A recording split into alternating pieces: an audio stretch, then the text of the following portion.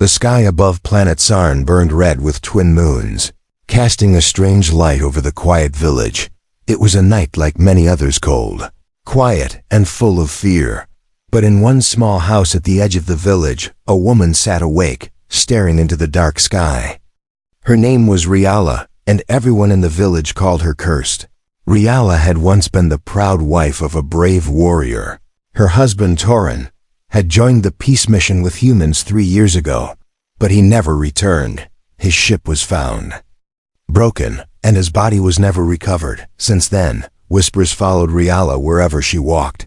She brings bad luck, the elders would say. She lost her husband to humans, others whispered. Even the children were told not to speak to her daughter Mira. Now Riala lived alone in a broken hut with Mira, surviving on scraps and fear. No one helped them. No one wanted them. Still, every night, Riala climbed to the roof and watched the sky. She believed her husband's soul was out there. She believed someone, maybe a human, knew the truth of what happened. Mira, only 6 years old, sat beside her mother. "Why do they hate us, Mama?" she asked in a small voice. Riala pulled her close, brushing dust from her hair. "Because they fear what they don't understand, my light," she whispered. Suddenly, the sky flashed. A fireball streaked across the stars, fast, bright, and falling. It wasn't a meteor, it was a ship. Riala stood up quickly, her eyes wide. "It's coming down near the Black Hills," she said. Mira looked up, confused. "Is it Papa?" Riala's heart broke a little more. "No, sweet one," she whispered. "But it could be someone who knows." She didn't wait for morning. She grabbed a cloak, wrapped Mira close, and slipped out into the night. The village slept behind them, lost in their own lies and fear. The Black Hills were forbidden. Old legend said ghosts walked there, and monsters lived in the caves. But Riala didn't believe in monsters anymore. She had already lived among them. It took them hours to reach the crash site. Smoke rose from the broken wreck of a small human shuttle. Metal twisted like vines, and fire cracked in the air. Then Riala saw him, a human, crawling out from the wreck, blood on his face. Armor cracked. He collapsed, unconscious. Mira gasped, but Riala stepped forward, her hands shaking. She looked down at the human. He was young, barely older than her husband had been. She could leave him there, let the desert take him, but something inside her said no. This was a chance, maybe her only one, to find answers, and maybe, just maybe, to save a life. Riala dragged the human back toward her home before sunrise. It took everything she had. Mira helped carry his broken helmet. They hid in shadows and avoided the village patrols. By dawn, the human lay in their small hut, unconscious but alive. Mira sat beside him, curious. "He's not scary," she said, touching his armored hand. "He looks like a storybook knight." Riala said nothing. She was afraid not of the human, but of what would happen if the village found out. They already hated her. Now they would destroy her. But for the first time in years, she felt something strange, hope. That evening, the human woke up. His voice was dry, weak, and confused. Where am I?" he asked, blinking. "You're safe for now," Riala said, giving him water. He looked at her, then at Mira. "You saved me?" Riala nodded slowly. "Yes, though I may regret it." The man closed his eyes, breathing heavily. "My name is Yalan, 2nd Scout Unit. Crash. Attacked." Then he passed out again. Mira held her mother's hand. "Will he die?" she asked. "Not if I can help it," Riala said firmly. Outside, the wind howled. The villagers would soon notice something strange, but for now, in the small broken hut, a human lay in the arms of a woman the world had forgotten, and unknown to all, fate had begun to move. The sun rose slow and red over the village of stone. Smoke still lingered in the distant sky. The crash had shaken the land, and now the elders whispered of signs and omens. But none of them knew that a human lay hidden inside the hut of the woman they had cursed. Inside the broken home, Yalan stirred. He was no longer in space, no longer in the wreck. Pain burned in his side. But he was alive when his eyes opened. He saw the small girl sitting beside him, her big eyes watching him closely. "You're awake," she said, smiling. Yalin blinked, confused. Where am I?" The voice of a woman answered from the other room. "You're in my home, human, and you must keep your voice low." Yalin tried to sit up but gasped in pain. "You need rest," the woman said firmly, entering the room. "I'm Riala, and this is my daughter Mira." Yalin looked at her tired eyes. Thin frame but strong, she didn't seem afraid. He had seen many alien faces during his missions, but hers looked like someone who had carried pain for too long. "I owe you my life," he said softly. Riala crossed her arms. "You owe me silence for now." Outside, the village was waking up. People whispered about the fireball that fell from the sky. Some believed it was a cursed sign, others said it was a human invasion, and in all their talk, one name kept returning: Riala, the widow. 2 village guards passed her hut that morning. They didn't see anything unusual, but they stared long. One of them muttered, "Keep your eyes open. The cursed one always brings trouble." Inside, Yalin listened from the shadows. He was trained to understand alien languages, and though weak, his mind was sharp. He now knew the danger he was in. "Your people. They don't like humans," he whispered. Riala gave a bitter laugh. "They think your kind killed my husband," she said. "Now they think I carry death too." Yalin frowned. "I didn't kill anyone. I was on a recon mission, observing ruins. Then we were attacked." "Attacked by who?" Riala asked quickly. I don't know," Yalin said. "It wasn't your kind. It was something else, fast, cloaked like shadows." Her eyes narrowed. "Then maybe, just maybe, the story about my husband's death was a lie." That night, Mira brought Yalin a bowl of warm roots and water. He smiled and thanked her. "You're not scary," she said again, sitting by him. Yalin laughed weakly. "I try not to be." "Are you a sky knight?" she asked with wonder in her voice. Yalin chuckled. "No, but I like the sound of that." Riala listened from the other side of the room. She saw how quickly Mira trusted him, how easily he smiled, and that scared her, because if the village found out, they would burn all 3 of them. That evening, Riala spoke to Yalin in whispers. "You can't stay here long," she said. "Do you know how to contact your people?" Yalin shook his head. "My comms are destroyed, and my beacon was crushed in the crash." She sighed. "Then we'll have to fix it, or find another way." Yalin looked at her, surprised. "You're helping me, even when it could get you killed." Riala looked away. "I lost everything once already, human. I'm not afraid of losing again." He said nothing, but in his heart, something shifted. He had seen hatred, fear, and betrayal in many places. But this woman, cast out and broken, still chose to help. He would not forget that. Days passed, and Yalin's wounds began to heal. He stayed hidden during the day and helped Riala at night. They searched the wreck under cover of darkness, collecting parts, gathering tools. Together, they built a small signal booster in secret, but something else was growing too. The bond between them. Mira would laugh more, and Yalin told her stories about the stars. He taught her a few human words. She called him Yal, and he didn't mind. But danger was closing in. One morning, a group of elders came to Riala's door. Their leader, a tall man with cold eyes named Vorn, spoke. "We've seen lights in the night," he said. "Strange lights near your home." Riala stayed calm. "I keep a fire to scare the sand beasts," she lied. Vorn didn't believe her, but he left without searching. For now, inside, Yalin watched from a crack in the wall. "That man, he wants blood," Yalin whispered. Riala nodded. "Yes, and he won't stop until he finds it." That night, as they tested the signal device near the old crash, it lit up faint but clear. "It's working," Yalin said, smiling for the first time. "I might still have a chance to contact a patrol." But before they could celebrate, they heard something, a sound in the dark quiet. Fast and moving toward them, Mira gasped, and Riala pulled her close. Yalin raised the signal device like a weapon. From the shadows came a pair of glowing red eyes. It wasn't human, and it wasn't from her village. The red eyes blinked in the darkness, unmoving. Yalan held the signal device tightly. His heart pounding, Riala stood in front of her daughter, her body tense. Whatever was out there, it wasn't from the village, and it wasn't friendly, then. The creature stepped forward. It was tall, wrapped in strange black armor, its skin hidden under layers of moving metal. It made no sound, but its eyes glowed brighter as it scanned them.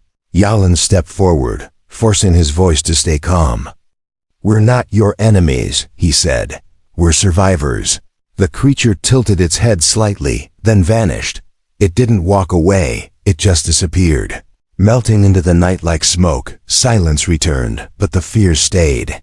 Yalan lowered the device, his breath heavy. "That thing," he said slowly. "That was what attacked my ship." Riala looked toward the hills, her mind racing. If they are here, watching us, then others might come too. Back at the hut, Yalan worked through the night, repairing the signal booster, but his thoughts were troubled. Why are they watching this place? He wondered aloud, why not destroy me like the others? Riala sat near the fire, staring into the flames. "They didn't kill you because of Mira," she said. Softly, Yalan looked up, confused. "The creature didn't attack until you moved toward her," she explained. "It saw something."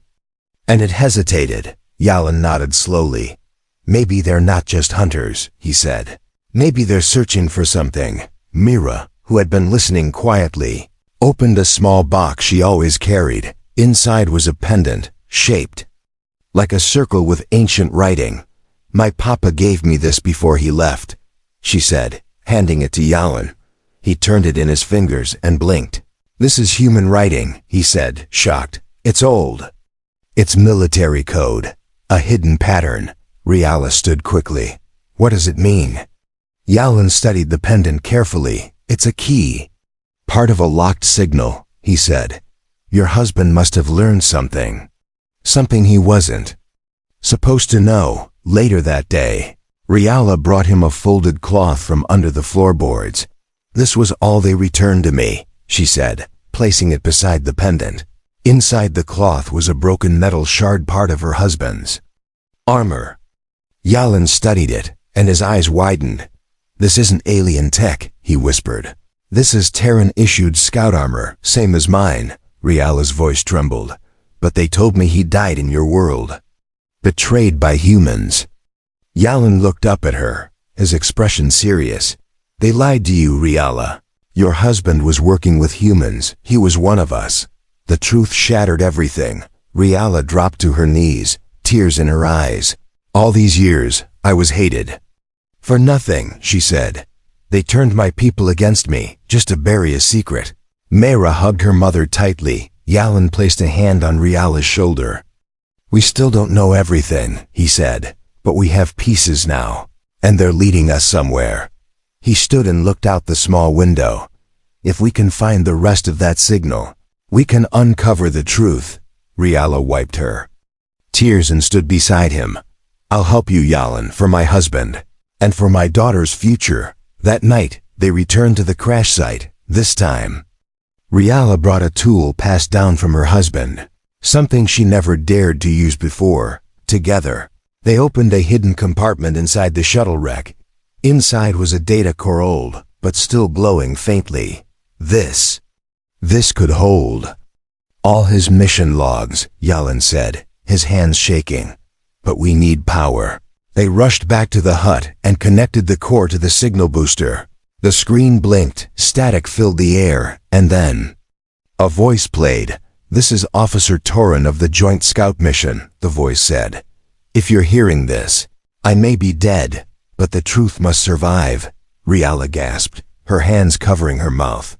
It was his voice, her husband's voice. "I found a hidden species deep in the ruins," the voice continued. "Not human, not Sarnian. Something older, smarter, and dangerous." Yalan leaned forward. "This explains the attack," he muttered. "They wanted the data buried." The voice ended with one last message. "If they come, protect the key. They fear it. The pendant Around Myra's neck began to glow softly, reacting to the data signal. She looked down. Confused. "It's warm," she said. Yalin looked at the girl, then at Riala. "Your daughter isn't just a child of two worlds," he said. "She might be the key to stopping a war before it begins."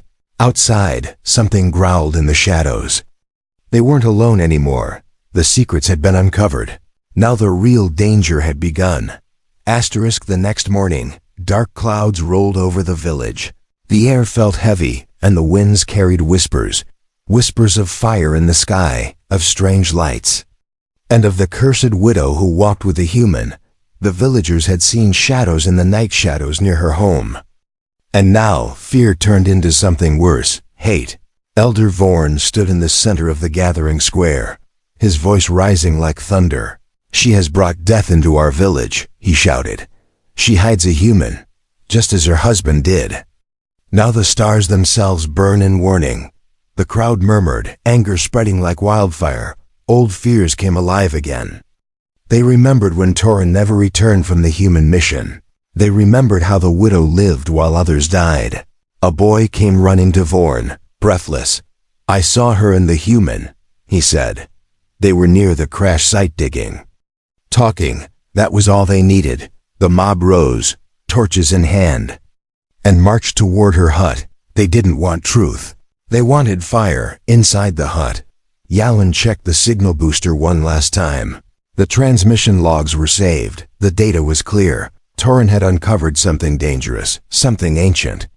And now, his daughter carried the key. Mira sat quietly near her mother, the pendant still glowing. Riala packed what little they had: food, cloth, tools. She paused and looked at Yalin. "We need to leave," she said. "They will come soon." As if answering her words, the sound of angry voices echoed outside. Yalin moved to the window and froze. "They're here," he said. Dozens of villagers were approaching, led by Vorn, all carrying weapons and fire.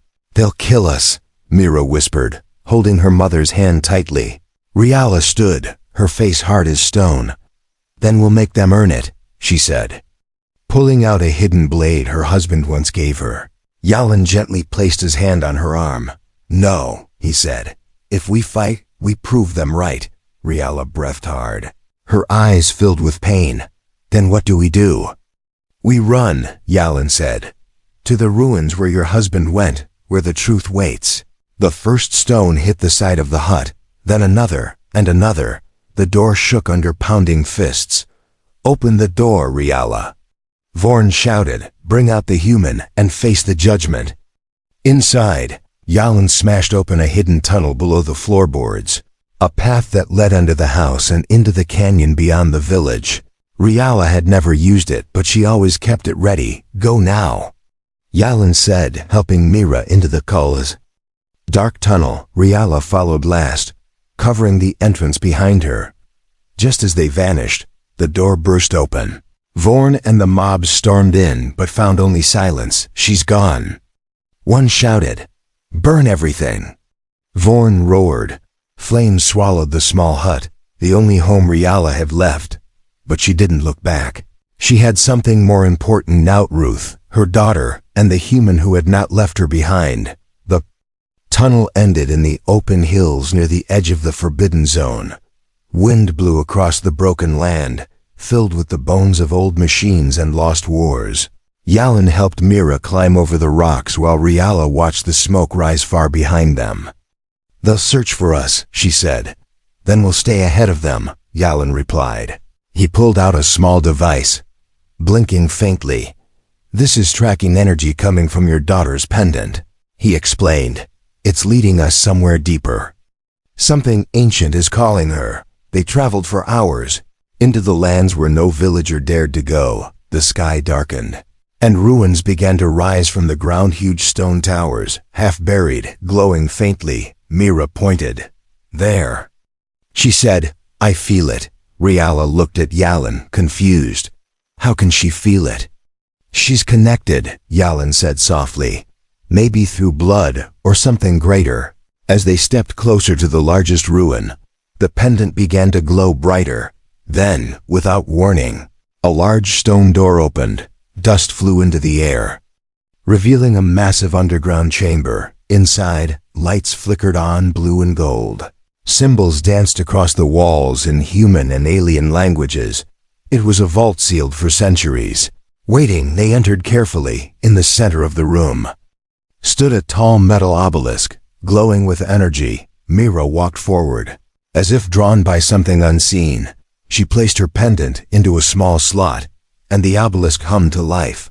A voice echoed through the chamber. "Welcome, carrier of the key." "Descendant of the bridge," Riala gasped. "Descendant?" Yalan looked around in awe. This is proof. Your husband was part of something far greater." Holograms lit the chamber, images of humans and Sarnian leaders working together. A forgotten alliance, a shared mission. And at the center of it, Tauren, he had discovered an ancient race deep in the ruins. A race that feared the coming war and gave him the key to stop it. But he died before he could deliver the message. Now his daughter stood in his place. Back in the village, Vorn stared at the burning hut. He held the broken remains of something metallic in his hand, part of the signal booster Yalan left behind. "What are you hiding, widow?" he growled. He turned to the others. "Search the hills, send scouts. We end this before the humans come again." But he was too late. The truth had already been awakened, and the cursed widow was no longer alone. The underground chamber was quiet, but not empty. Lights danced across the walls, glowing brighter around Myra, who still stood before the metal obelisk. The pendant on her neck floated slightly, as if pulled by invisible threads, and on the wall behind her, a hidden map began to appear. Riala took a step forward, still trying to understand what she was seeing. Her husband had died for this. Her people had hated her for this, and now it was her daughter, small, scared, and glowing, who was opening the secrets of the past. Yalan stared at the map with wide eyes. "These are star routes. Ancient ones," he said, pointing at the ponting symbols. "They lead to something called the Core Sanctuary. I've never seen this in any human archive." Suddenly, the obelisk spoke again in a deep, echoing voice. "Only the bridge may walk the path. Only the child of union may wake the core." Riala looked at Yalan, stunned. "She's the child of union," she said softly. "Between a Sarnian and a human." Jalan's voice was serious now. "Then Mira isn't just the key. She's the reason they fear you. Her blood, her presence, might trigger something they've tried to bury for centuries." Outside the ruins, the winds grew louder. Scouts from the village had entered the forbidden zone. Elder Vorn rode on a large beast, his face full of rage and determination. "Find them," he barked. "Bring me the widow and the human before sunset." He didn't care about the stories anymore. He didn't care if they had found old technology or lost history. He only cared about control, and right now, Riala was a threat to everything he ruled with fear. Back inside the chamber, Mira stepped away from the obelisk. The glow faded, and the chamber dimmed.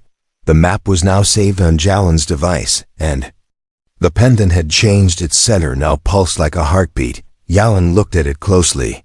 "This is no longer just a key. It's a tracker now," he said. "It's guiding her toward the Core Sanctuary. Wherever that is." Riala turned toward the dark tunnel that led deeper into the ruins. "Then we follow it," she said. "We finish what Tauren started." They moved carefully through the ancient paths, guided by the pendant's light. Strange symbols lit up as Mira passed, reacting only to her. It was as if the ruins remembered her father and accepted her. Yalan whispered, "This place was built by a race older than both our species. They planned something important." The hallway opened into a great cavern with broken machines and massive doors covered in vines. At the center stood a tall archway made of crystal and metal.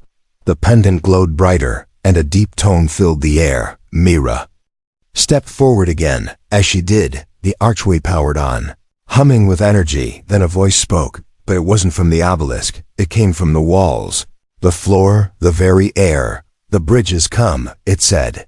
"Genetic match confirmed access." Granted.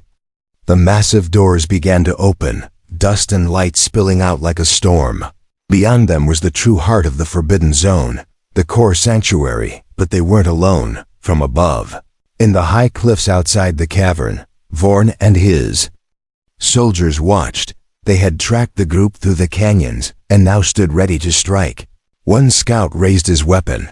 "They're opening ancient tech," he said. "That's forbiddens." Vorn narrowed his eyes. "They are breaking the laws of the land. Burn them all if you must." Inside the sanctuary, Mira walked slowly among glowing pillars, each one lit up as she passed. Projecting images into the air, Riala and Yalan watched. In silence, awed by the visions, they saw humans and Sarnians standing together, side by side. They saw Torin receiving the pendant, and secret meetings in ancient places. And then, darkness, a black shape, unseen, unnamed, spreading across star maps. Swallowing systems, a warning. Yalan spoke softly. "This is what Torin found," he said. "A coming threat. The one that attacked my ship, the one hiding in the shadows." Riala clenched her fists. They silenced him to keep it secret. "And now Mira holds the only key to stopping it," Yalan added. Suddenly, the ground shook, an explosion echoed from behind. They turned and saw smoke rising from the cavern entrance. "They're here!" Riala shouted, grabbing Mira. Vorn's men had arrived with fire and weapons. Yalan raised his small blaster. "Go!" "I'll hold them off." "No!" Riala cried. "You'll be killed." Yalan smiled just slightly. "If I don't stop them, they'll destroy everything your husband died for." He ran toward the entrance, ready to defend the only truth he'd ever believed in. Riala and Mira moved deeper into the sanctuary. The pendant led them to a tall control pillar. It glowed softly, waiting for a command. Mira touched it, and a pulse of light shot into the sky. A signal. A call for help. Far above the planet, in a silent human patrol ship drifting through the stars, a screen lit up. Unknown signal received priority code. Torin Alpha. A human officer leaned forward and tapped the screen. "We found him." "Or someone who knows," he whispered. Then he pressed the red button. "Prepare for descent."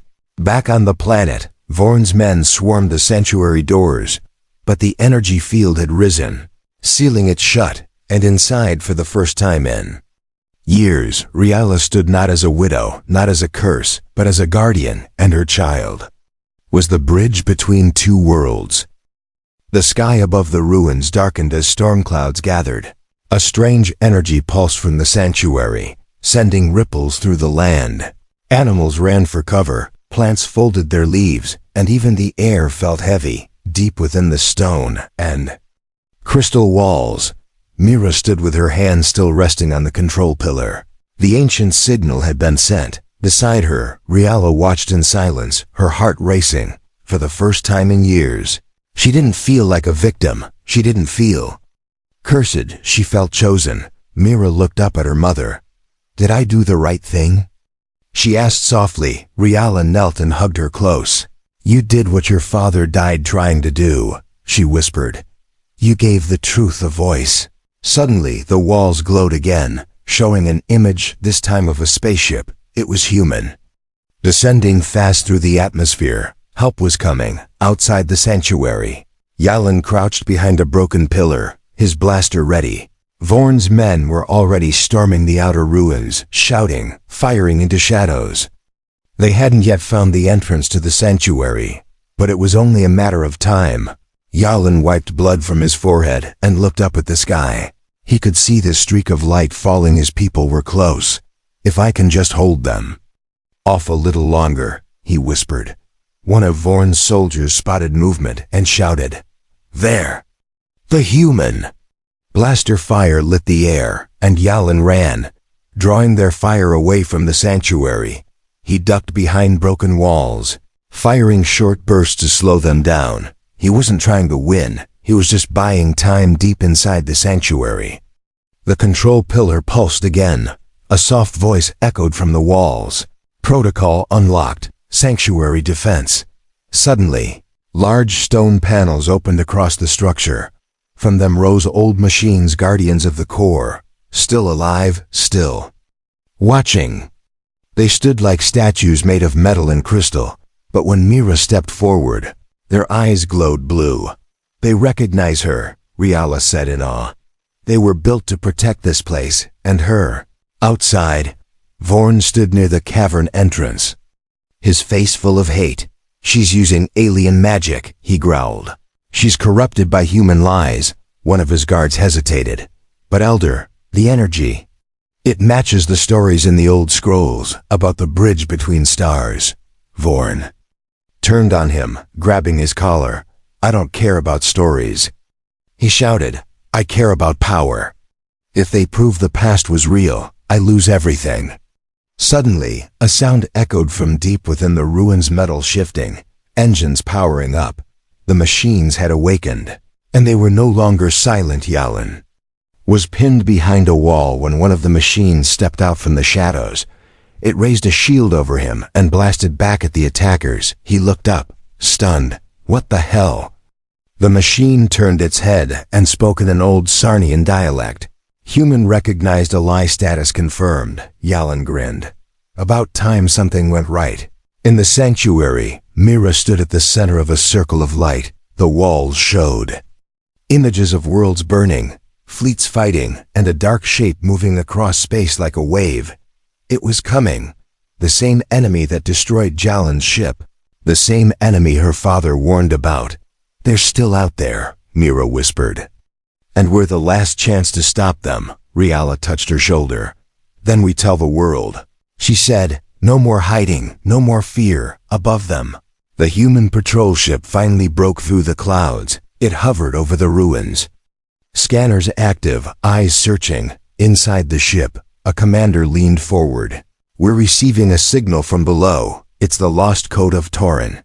Land the ship, she ordered. Now. As the ship touched down, the village scouts panicked. Humans.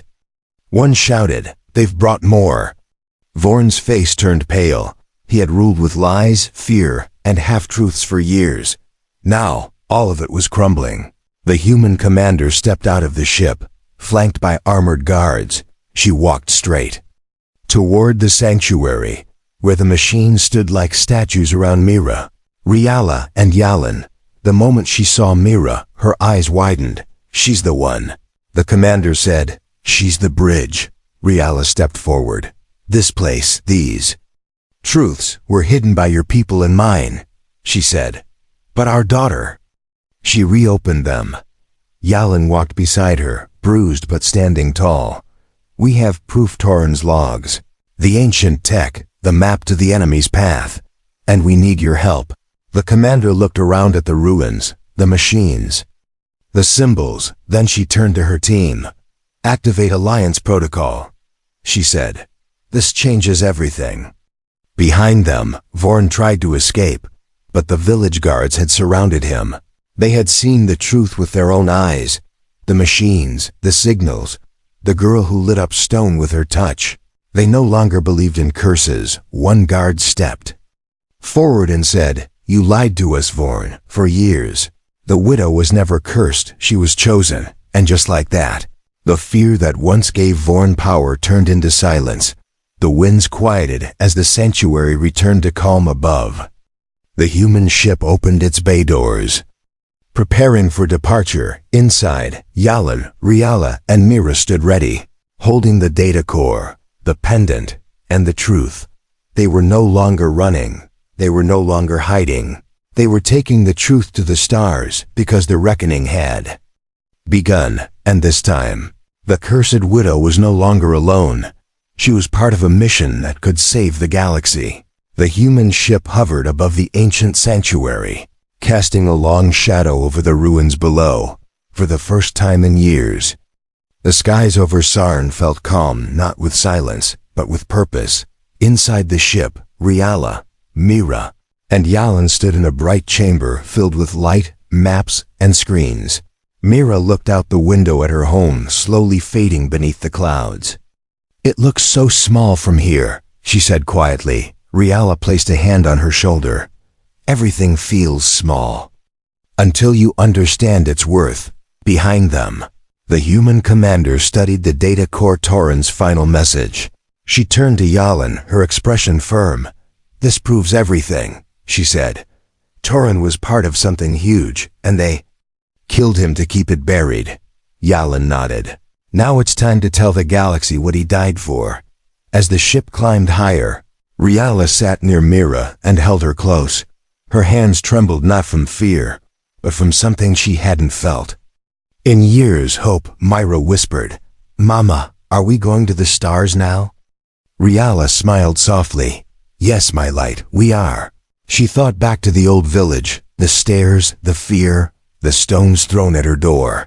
The word "cursed" had followed her like a shadow, but now they were above it all literally and truly. The human ship docked at a massive orbital station above Sarn.